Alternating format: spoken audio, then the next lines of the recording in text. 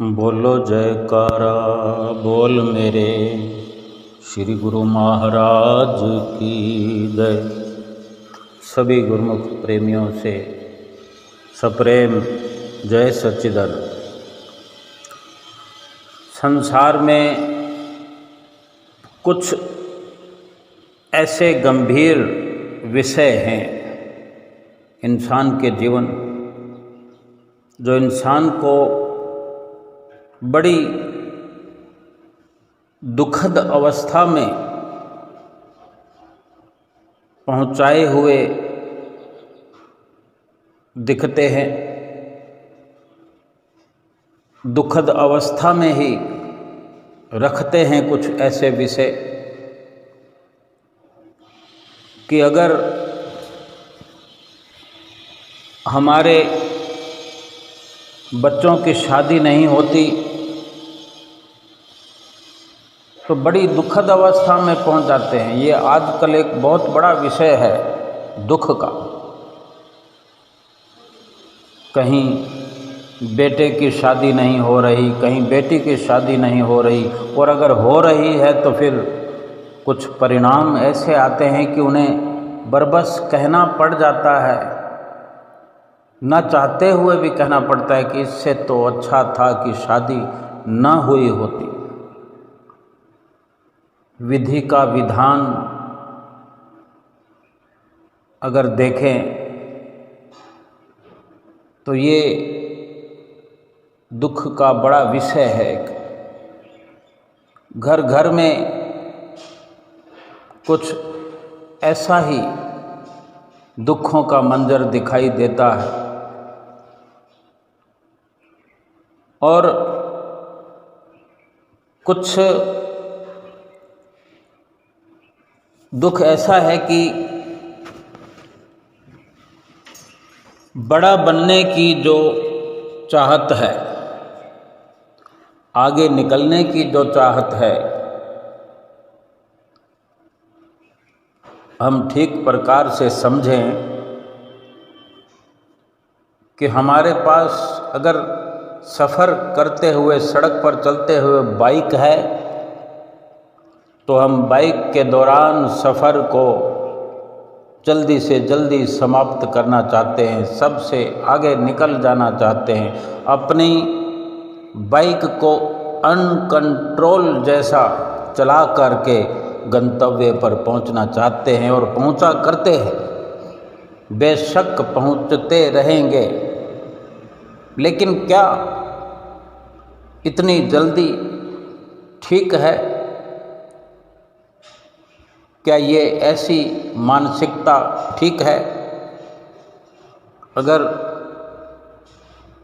Car चला रहे हों, फोर व्हीलर चला रहे हों, तो भी कुछ ऐसी सोच के चलते हम अपनी रफ्तार को बड़ा तेज रख के जल्दी से जल्दी आगे निकल जाना चाहते हैं, और आगे निकलने की होड़, आगे निकलने की मानसिकता केवल सड़क के सफ़र की नहीं है, रुपया कमाने में भी ऐसी ही मानसिकता है कि जहाँ जहाँ कहीं हम संपर्क में आते हैं या जो हमारे संपर्क में आते, हम किसी से भी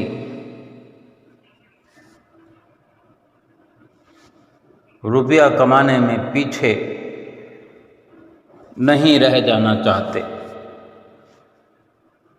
चाहे रुपया किसी तरह भी कमाना पड़े,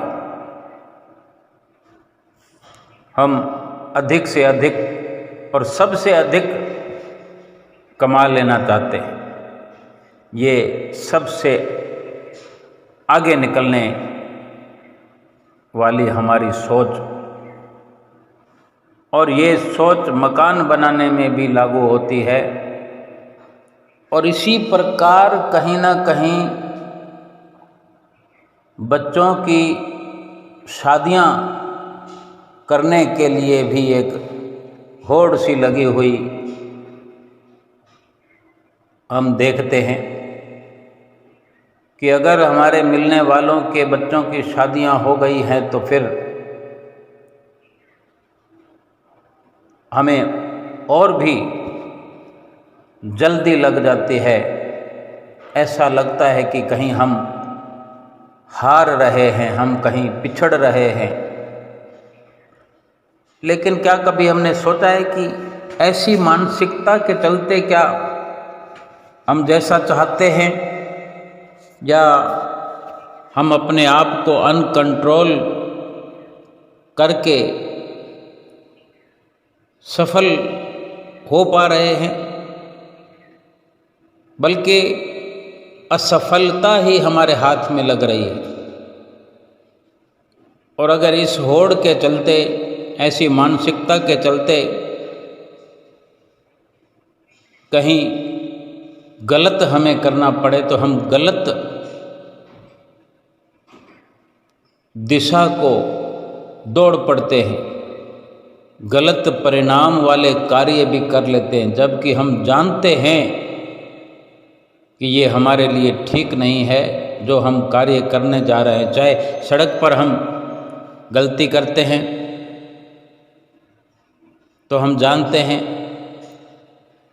कि ज़रूरत से ज़्यादा या अनकंट्रोल स्पीड अपने वाहन की रखते हुए गलत परिणाम को हम प्राप्त हो सकते हैं, हमें नुकसान हो सकता है। इसी प्रकार धन कमाते हुए भी गलत रास्ता अख्तियार करने पर, गलत तरीके से कमाई करने पर, किसी का दिल दुखाकर, किसी से कपट करके, किसी से छल करके हम कहीं ना कहीं मुश्किल में पड़ जाते हैं। और ये सब ना भी हो,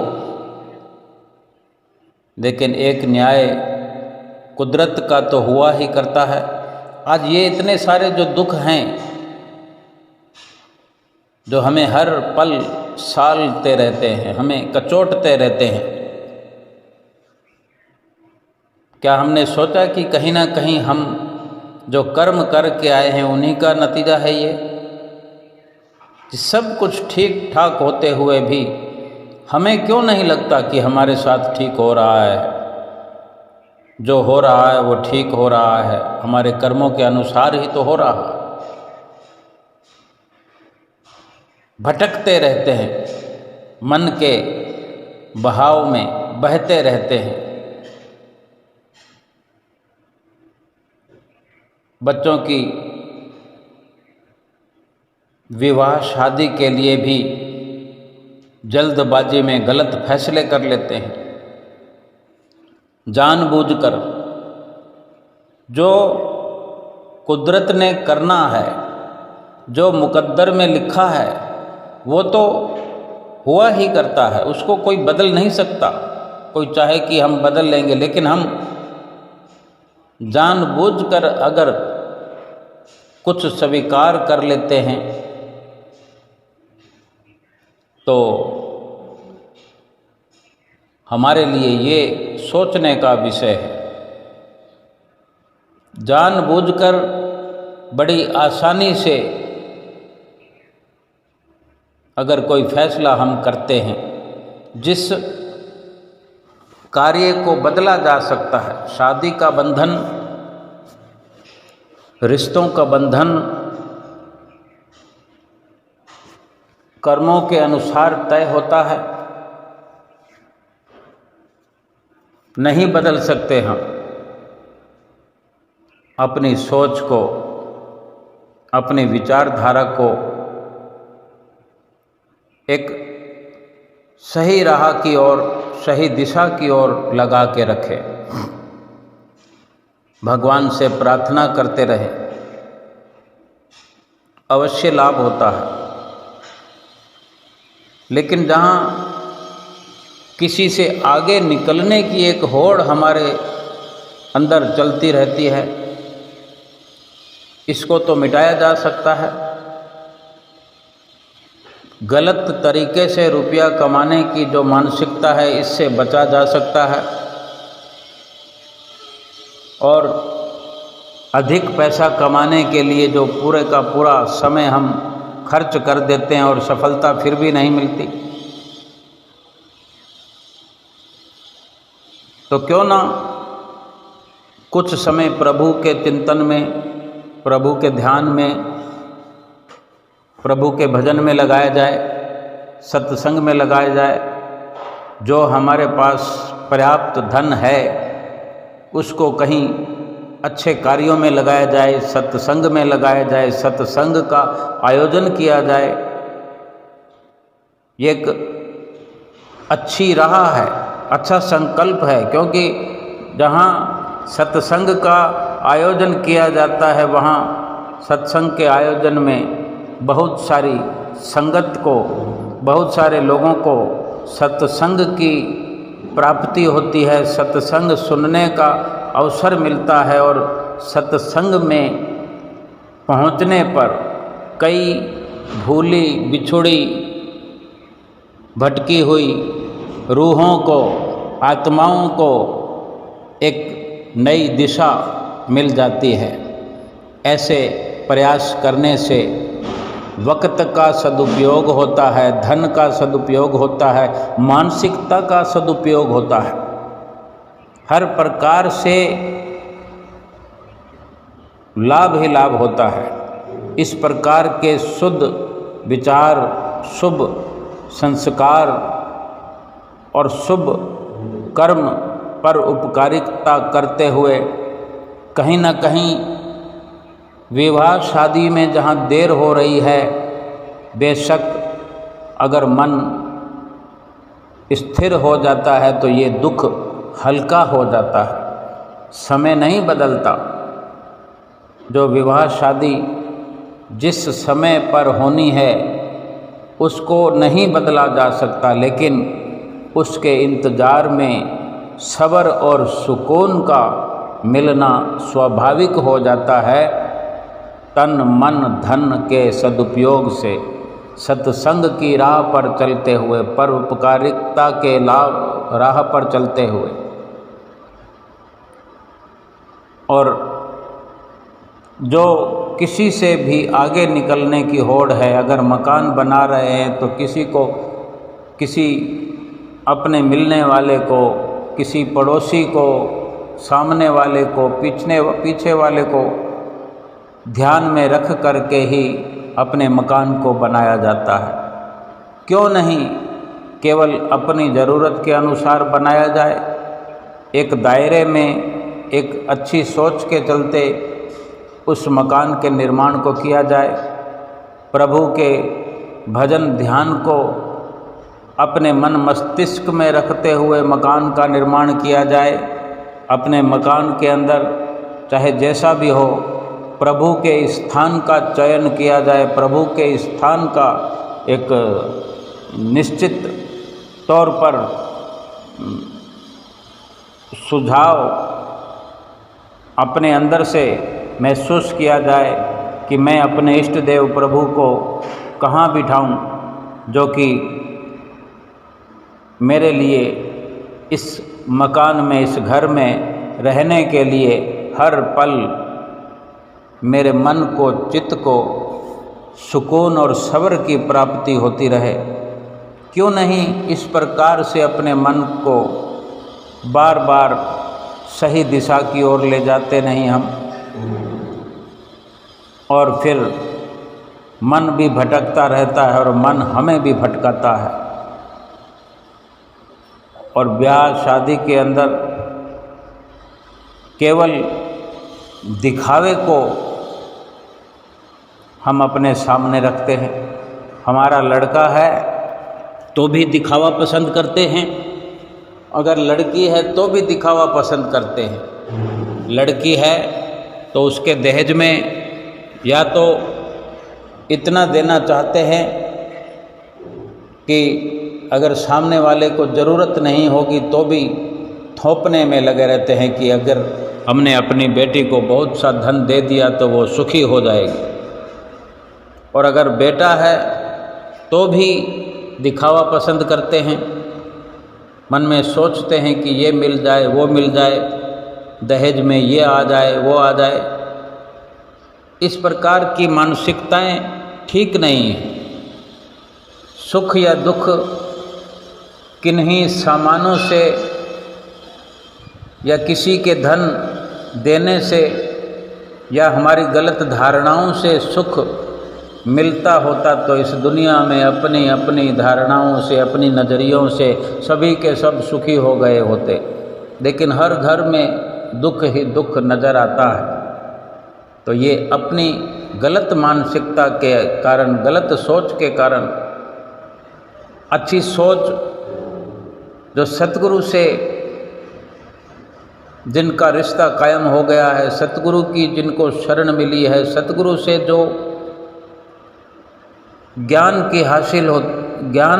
हासिल होता है, सतगुरु से सत्संग की जो प्राप्ति होती है, सतगुरु की संगत सोहबत में उठने से बैठने से जो समझ मिलती है, उस पर अमल करने से चाहे किस्मत में सुख न भी लिखा हो तो भी सतगुरु की संगत और सतगुरु के बताए मार्ग पर चलने से ये जीवन सुखी तो होता ही, परलोक भी सुधर जाता है, परलोक भी समर हो जाता है, परलोक भी सुखी हो जाता है। इतना बड़ा बदलाव सतगुरु की संगत प्राप्त करने से होता है। चाहे जीवन में दुख भी आते हैं, लेकिन सतगुरु की संगत सोहबत में रहने से, उनके मार्गदर्शन पर चलने से दुख भी सुखों की तरह अनुभव होते हैं, महसूस होते हैं। क्यों? कि हमें अपने मुकद्दर पर नाज हो जाया करता है। अपने मुकद्दर को सामने रख के जीवन जीने की एक नई दिशा सतगुरु के मार्गदर्शन में मिलती है। चाह कर भी हम ना तो बच्चों की शादियां अपनी मर्जी से कर सकते हैं, ना कोई और पद वैभव या धन अपने चाहने से प्राप्त कर सकते हैं, लेकिन जो लिखा है वही होता है। फिर अपनी सोच को गलत दिशा में बढ़ावा देने का कोई लाभ नहीं है, बल्कि अपनी ओर से नए कर्मों के साथ हमें बंध जाना पड़ता है, जो कि सर्वथा हमारे लिए दुखद है। शादी का एक दृष्टांत है। एक राजा हुआ है जिसका नाम हरिरच था, जिसके राज्य में एक बुढ़िया माता रहती थी जिसका नाम था कीड़ी। उस कीड़ी नाम की माता का एक लड़का था जो जंगल में गौएं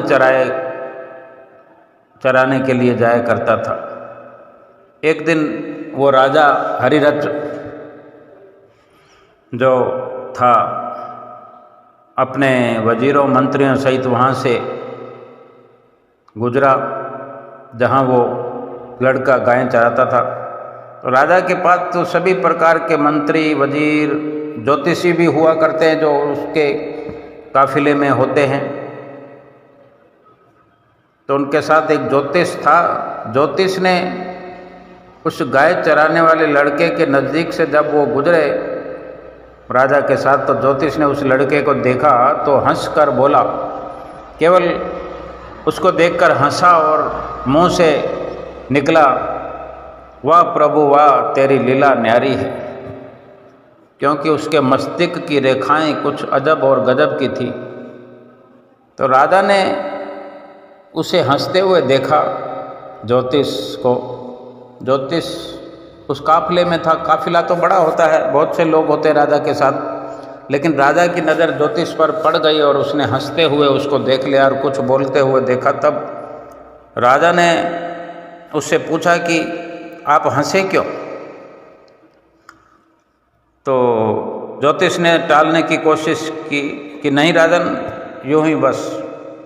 परंतु राजा ने कहा नहीं, कुछ ना कुछ जरूर है, बताओ क्या बात है।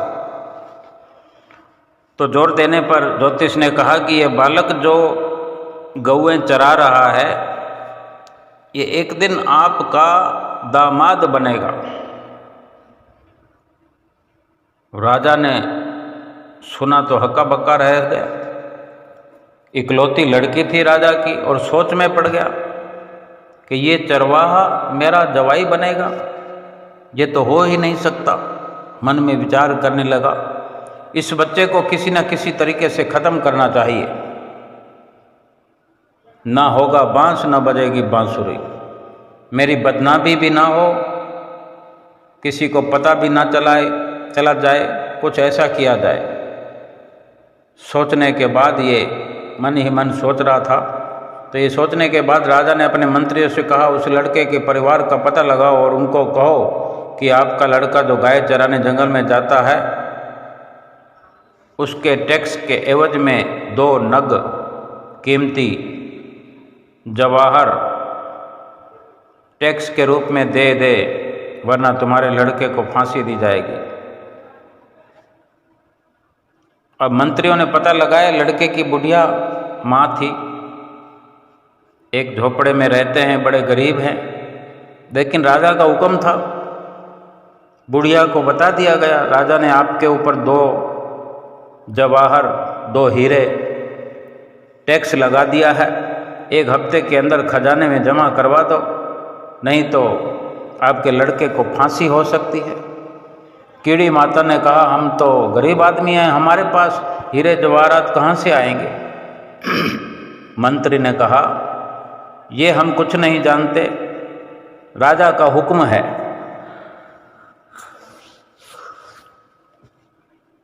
माता जो थी, सुबह सवेरे अमृत वेले उठकर भगवान का सुमरण किया करती थी, भगवान को प्रार्थना करने लगी,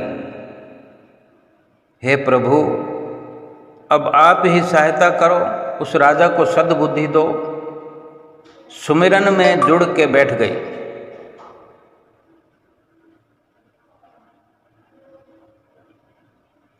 सुमरन में लगन लगा के बैठी। परेशानी तो बहुत बड़ी हो गई थी कि सुमरन में मन ही ना लगे। हमारा तो अच्छों भलों का सुमरन में मन नहीं लगता, भला जिसके इकलौते बच्चे पर, जिस गरीब माँ के बेटे पर इस प्रकार राजा की तलवार लटकती हो, फांसी का फंदा लटक रहा हो, भला सुमरन में मन कैसे लगे? लेकिन जो नित्य नियम से सुमरन किया करते हैं, उनका मन लगे ना लगे, लेकिन उनकी प्रभु से बात हुआ करती है, उनकी फरियाद बड़ी आसानी से पहुंचती है। भगवान के प्यारे अगर किसी मुसीबत में होते हैं तो ऐसी मुसीबत की घड़ियों से ही भगवान उन्हें मुक्त कर देते हैं, प्रभु सहायता करते हैं। क्योंकि भगवान जानते हैं कि सुमरन के अंदर बाधा अगर मिटेगी नहीं तो मेरा भक्त सुमरन करेगा कैसे? तो भगवान सुमरन करने वालों का सुमरन बरकरार रखता है और अपने भक्तों को हर कष्ट से, हर विपदा से बचाता है।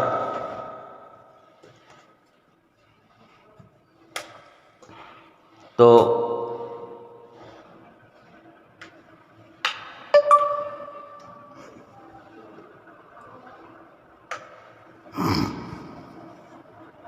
आकाशवाणी हुई, आवाज आई, माता फिक्र न करो, तुम्हारी झोपड़ी की जो दूसरी कोठड़ी है, दूसरा हिस्सा जो है झोपड़ी का, उसमें तो लाल भरे हुए हैं, हीरे भरे पड़े हैं। राजा से कहो अपनी मन पसंद के 2 लाल चुनकर ले जाए।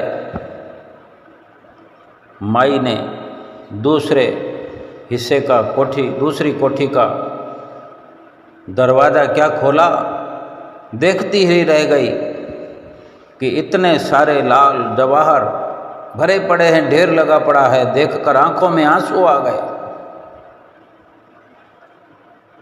अपने प्रभु की प्रार्थना में आंसुओं के साथ दोनों हाथ जुड़ गए और बोल निकले, मुंह से शब्द निकलते हैं कि हे प्रभु, आप कितने दयालु हो। फिर आकाशवाणी हुई, ये तुम्हारे अमृत वेले सुमरण करने की बरकत है। माता ने दरवाज़ा बंद करके परमात्मा का शुक्राना किया और किसी को कुछ नहीं बताया। 8वें दिन राजा के आदमी आए, टैक्स की मांग की। बुढ़िया ने कहा मेरे पास लाल तो बहुत हैं, कोठी भरी पड़ी है हीरे जवाहरातों से। राजा को कौन से लाल चाहिए, अपनी मनपसंद के ढूंढ के ले जाए, राजा को भेज दो। मंत्री ने जाके राजा से बात कही तो राजा तुरंत आया, कोठी खोली, देखा वास्तव में कोठी में जवाहरात भरे पड़े, एक से बढ़कर एक चमचमा रहे हैं। ये देख करके अपनी लड़की की शादी उस लड़के के साथ करने का मन ही बना लिया। राजा को तो कोई पुत्र था ही नहीं, औलाद में केवल लड़की थी। उस लड़के को जवाई बनाकर राज भाग देकर वो तो खुश हो गया। ये प्रभु के साथ, प्रभु की संगत में बैठने का लाभ है। देखने में कुछ भी नज़र आता हो, लेकिन परमात्मा की दया हो जाए, परमात्मा की कृपा हो जाए, परमात्मा का भजन करते रहें, सतगुरु की संगत सोहबत हासिल हो जाए, बस परमात्मा की लीला का कोई अंत नहीं पा सकता। एक क्षण में भिखारी को राजा बना सकता है और राजा को भिखारी। होनी तो होकर ही रहती है। प्रभु के खेल निराले हैं। ना राजा जंगल में जाता, ना लड़के को देख के ज्योतिषी हंसता, ना राजा टैक्स की मांग करता, ना बुढ़िया प्रार्थना करती, क्योंकि बुढ़िया तो उसी हाल में संतुष्ट थी। ये सब प्रभु ने ही खेल रचा, सुमरण की ये बरकत है। ये सतगुरु की दयालता, सतगुरु की संगत में आने वाले को ही प्राप्त होती है। हम रोज आरती में गाते हैं, जिस पर होवें गुरु दयाल, भक्ति धन से करे निहाल। ये हीरे लाल जवाहरात भक्ति के धन से बढ़कर नहीं हो सकते। इसलिए भक्ति का धन प्राप्त करने की भी हमें होड़ होनी चाहिए। हम संसार के कार्यों में सबसे आगे निकल जाने की एक होड़ को धारण किए हुए हैं, होड़ में लगे हुए हैं कि धन भी मेरे पास ज़्यादा हो, महल बाड़ियाँ भी सबसे ऊपर हो, ब्याह शादी भी हमारी सबसे अच्छी हो, जल्दी हो, हर प्रकार की हम सफलता प्राप्त करना चाहते हैं। भक्ति के अंदर हम क्यों पीछे रहना चाहते हैं? भक्ति के अंदर भी एक होड़ सी हमारे अंदर लग जाए। भक्ति की सफलता प्राप्त करने के लिए भी हमें इसी प्रकार सबसे आगे निकलने की होड़ ना सही, लेकिन जल्दी से जल्दी भक्ति को प्राप्त करने की, भक्ति का खजाना अपने भीतर एकत्र करने की तो कम से कम होड़ होनी ही चाहिए। ना जाने कौन सा पल आखिरी हो जाए, कौन सी घड़ी आखिरी हो जाए, कौन सा श्वास आखिरी हो जाए, उससे पहले ही हम भक्ति का धन एकत्र करें और अपना लोक और परलोक सुधार कर सतगुरु की प्रसन्नता प्राप्त करके आत्मा का कल्याण कर ले। बोलो जयकारा बोल मेरे श्री गुरु महाराज की जय।